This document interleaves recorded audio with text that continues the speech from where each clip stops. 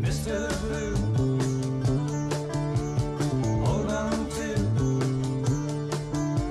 whatever you want to, and I will hold on with you.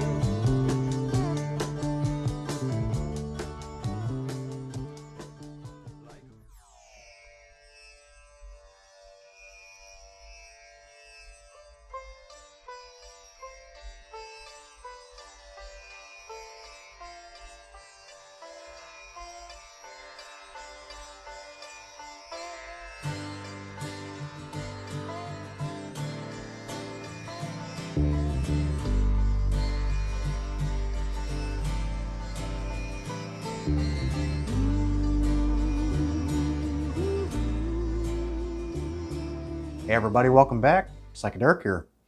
Kind of rolling back in the swing of things as far as sharing the collection, sharing what I've been picking up since the beginning of the year. Today we're rocking the Hawkwind t-shirt, Do Re Mi album. Love that album design. Hadn't worn it in a while, so I figured it'd be make sense to wear it today since we're talking music. So yeah, I only got 5 LPs I'm going to share, and it's a variety, man. It's a variety of things. But I got some things to talk about. And like I said, I said it previously, I'll say it again. I just really was kind of getting the itch to come back and make some videos because compared to the last couple years I've been taking breaks, this is the one that felt the least significant. Like I was kind of missing out on doing this, even though I like to look in different areas of life and, kind of venture outside of the hobby, which is this. And of course, with the whole thing, as you may know, I'm going to be releasing our LP this year. Kind of been focused a little more on that as well, trying to get things caught up with that, making photos, making the back album art of this before it gets released, and just a lot on my plate lately. So, but as you may know, I upgraded to some new equipment this year as well, and I've had these speakers forever. I've just never had to, just never thought of upgrading it and switching them out. Sansui for the RCA that I had, and they are just brightening up everything. I can just hear a lot more things up close. I've just been pulling a lot more out, and it's just been a lot more engaging the last few months since I've upgraded. So you could say it's just been a nice refresh overall. So I won't keep you too long here with the intro, so let's just dive in. Like I said, 5 LPs, very mixed variety here. And this is probably my favorite of the bunch I'm going to share. It's a reissue I've been meaning to pick up. The original is pretty scarce, but I'm pretty comfortable with this reissue. This one came out in, I think, like 2016, around there, I think. This is an Australian group, sort of working with an artist here, Ray Brown with Moonstone. Album's called Madhouse. Kind of crazy, creepy cover art there, right? I don't know what the inspiration was for that, but yeah, it's a little ugly looking, but I would say it doesn't really reflect too well on the music. The music's much better. So this came out like 70, I think, 1970, around there, 69. And Ray Brown, he had tried to get a start, I think, in the US on Capitol. He had like a solo album. It's got kind of a cool but somewhat deceitful album art, layered with this sort of Technicolor, psychedelic looking cover. I think it was like produced by David Axelrod, or he had some kind of connection with them, but it ended up flopping, and then he just kind of retreated to his homeland with this band called Moonstone, and the results are just super good, man. At least it hits me that way. So think of like Dr. Birds and Mr. Hyde, that record by the Birds, sort of late period, kind of cosmic country, mixed with US kaleidoscope, and intertwining all those like Eastern influences. And this is basically the result. You get an opening track called Story of Ali, which is basically this kind of guru doing this, it might sound kind of hokey to some people these days, since it only can live in this time period, coming out at this time. But it's got this kind of spoken word, like a guru's kind of speaking to you, and it just continuously flows into the next track, Mr. Blue. Sort of this up-tempo, kind of folk rocker. Nice driving rhythm to it. I love that track. Oh Sarah, kind of a nice, sweet, sort of country ballad, you could say, with some violin. Then it closes on a track called Flight of the Gulls, which is like a track later on in the LP called Carry Me Back to LA, but it's the whole track's in reverse on side 1. But the track Carry Me to LA is another big highlight off here. It's very Eastern flavored, very floaty, kind of like you're just gliding along the ocean side or something, just very wistful and just a beautiful track.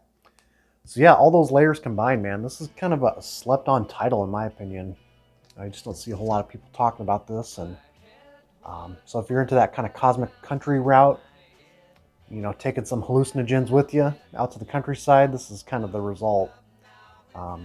Really love this record. So it's on the Blank Records label, so I don't know if that's a legitimate label or not, but sound quality is pretty good, I must say. Shot on the label there. Recommended. So I'm glad I got this with a decent price on eBay recently. Okay, and this next one, this is kind of in a similar territory like the last one. And me being an ABC Records completist, you know, I've kind of known about this one for a long time. I just never picked up on it till now. And it's a fairly affordable record yet, you know, 10, 15 bucks around there. This is, I think the band's Cottonwood Camaraderie. I always get the titles mixed up since they're so similar. Singular words that start with C. But yeah, their album's called Camaraderie, and just looking at that, man, it's like they're jumping over the fence, no trespassing signs, and maybe smuggle a few joints with them. Going out to the countryside. And yeah, you can just definitely tell. I mean, this is 1971, so it's pretty much at the cusp ending of that post-60s ideal with the hippie moral code. And they're just kind of getting that last gasp of freedom out in the countryside and, you know, trying to genuinely be in touch with Mother Earth. And it's definitely felt on this record. Yeah, very folk rock inspired. You could say there's a bit of a southern rock twang to it, but I wouldn't really go as far as say it's southern rock. But it's definitely on that kind of country rock, sort of the beginnings of where that would go. A little bit on the soft rock edge, you know, that kind of 70s AM soft rock sound. But there is a little bit of that lingering, you know, trippiness to it as well with a track like 50 Pounds of Smile. It's got those kind of Leslie speaker effects. You have some Eastern flourishes to it, and that kind of ends with this crescendo drone at the end, kind of swirling in the mix. But then the other two big highlights for me, Cottonwood, the title track, and then, or no, that's the band name, Cottonwood, and then Thank You, Mr. Man. It just has that very breezy, very swiftful, you know, Crosby, Stills, Nash and Young kind of vibe on here. So it's acoustic and electric driven, good rhythm section, and the rest just kind of falls right into place with that. So, you know, pretty average for its time, you might say, but it definitely has its highlights. But I would say, for me, it's very much a keeper at this point. You know, I've just heavily gotten into this kind of rural, you know, countryside trip that these hippies go on. So just, you know, kind of in that phase right now, or at least I had been for like 5-6 years around there. So still got it in the original ABC sleeve, but I'm okay with that. Standard ABC label. Yeah, you can pick this one up on the cheap end, and you know, if you love Crosby, Stills and Nash, you're gonna appreciate that one.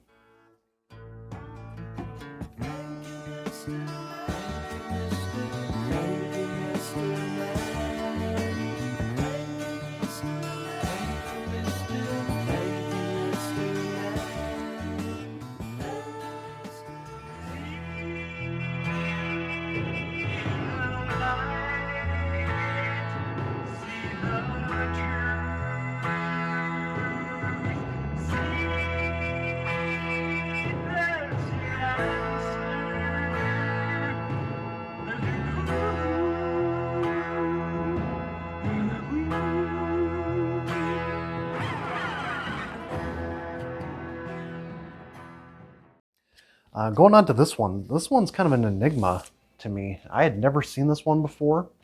I imagine a lot of you guys hadn't either. I think I shared this on a live stream recently too. I think I might have played a track from here. So it's an artist called Jamie Carr. Is that right? Yeah. Carr, and it's on the Capitol label. And just looking at that, I mean, it's not very distinctful cover, you know, it's just like a sunset with his face. But then I flipped it over and saw this negative image. I'm like, okay, what's this about? You know, just all the senses going off, right? Maybe he gets a little trippy here. Then I look at some of the song listing, you know, Sunshine Bus, Prince of Darkness, Rosie's Awakening, Sweet Jane. I was like, okay, these are some song titles here. And then it was produced by, or it was actually composed and written by Jamie Carr and Artie Kornfeld, as you may know, the man behind Woodstock. So he had released like a few singles prior to this. I think he had like maybe 3 singles overall, and maybe like a later single in the 70s, but not much known as about this man, at least that I could find online. Could not find too much about him, but seemed like he was trying to kind of hit that pop mold, but nothing really came about. It's on the Rainbow Capitol label. And overall, it does have its moments, I will say.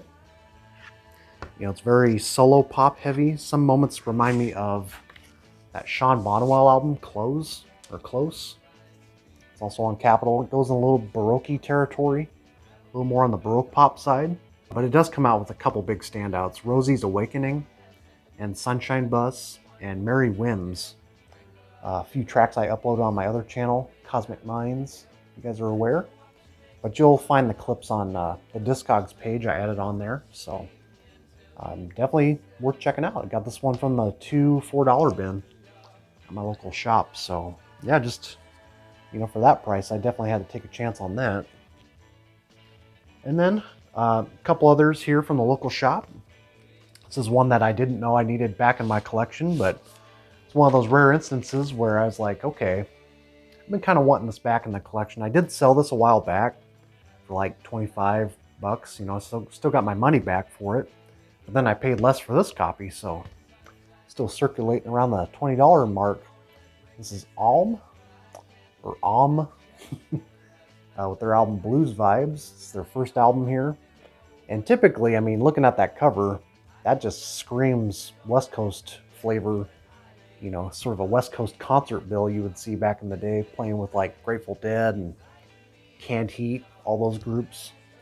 And even though this band's very blues rock centric, not typically my thing, you know, blues merging with kind of an acid rock type, I have to say it's almost a blessing and a curse at the same time concerning this record, because I love their sound. Very much a power trio, very acid drenched fuzz going on here. But at the same time, most of these compositions don't really work for me. But there are 3 big standouts for me. Mississippi Mud, Chilly Woman, and then a big highlight for me, the closing track, You Can't Hide. It's like an 8-minute jam. There's this maybe 2 to 3 minute fuzz freak out in the middle that I just go insane for. That's the kind of stuff I'm looking for. And just that track alone made me want to pick this up again. And I've actually played that live at the bar I used to DJ at, and I'll probably show a clip in here somewhere. I've played it on the live streams in the past, and I just remember kind of jamming out to that same riff. And it's a fun track, man. You Can't Hide by Aum. But otherwise, you know, if you're into blues rock from the late 60s, merging with that sort of West Coast flavor going on, a little brown acid dipped in, this is going to really trip your trigger here. So definitely one to investigate.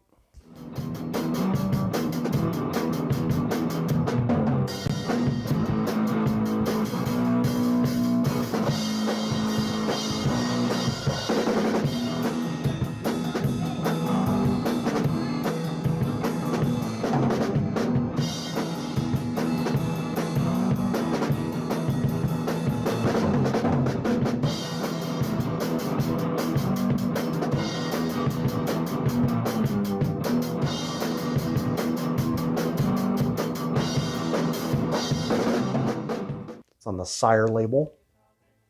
Always kind of like that Sire London affiliate. There you go. Some label action. And this last one, this is one that I picked up from the shop probably back in January. And merely only picked this up because of the label it's on, the fact it's on the Brain label. This is the band Jane. Here we are. This is like an early Green Brain pressing here from '73, I think it is. Definitely one of the more famous groups on the label. Sort of in that progressive rock, hard rock kind of vein. Largely instrumental, if I remember right. I actually hadn't listened to this since I picked it up, so I'm a little fuzzy on it. But my first impression revisiting this was that, it's kind of a very typical, merging of the, progressive hard rock kind of style is the best way I can put it. Kind of slow burning in some spots, but then a little more ramped up in other spots. They also remind me of the band Agitation Free around this time, like their second album, a little bit of what they were doing there. So I wish I could give you a little more details on this, but like I say, I just wanted to share it just for the sake of being back and kind of just showing the collection here a little more. But big fan of the Brain label. I love the design. And like I say, probably one of the more typical groups on the label that you see. They got quite a few records on there, I'm pretty sure. More than your typical group. I think they had like maybe up towards 5 LPs at least. So yeah, Jane. Had to pick up on that. That's kind of where my focus is too lately. A lot of import titles I'd like to collect. So, and speaking of that, I finally picked up on, I wouldn't call it necessarily a grail per se, but it's a big one that you don't typically see here in the U.S. And the only other person I know that has it is Dylan, of course, at Noble Records. I know he has a copy of this. So looking forward to that. Getting that one from Greece, of all places. If you can just think of any bands from there, that's your only hint. So with that said, 5 LPs. That's kind of where we go with these things. And pretty soon, I guess I could announce it here, but I do have some records compiled to do like a sort of look at like the U.S. singer-songwriters that sort of faded away in history. Sort of the more damaged folk artists, you could say. And I've been thinking of like a working title for this theme I'm going to be working with called Ghost Riders. I thought it was kind of fitting, Ghost Riders in the Sky. Kind of one of those traditional songs a lot of those guys played back in the day. Some of those like more Private Press, obscure kind of artists. And one of those artists actually covered that song we're going to be talking about. So that's kind of a big project coming up. And then of course we'll dump back into more Acid Archives, but also some of my more top singles of all time. So anyways, tell me what you think of my finds, and we will see you soon. Definitely have some more live streams coming up. Stick around for more.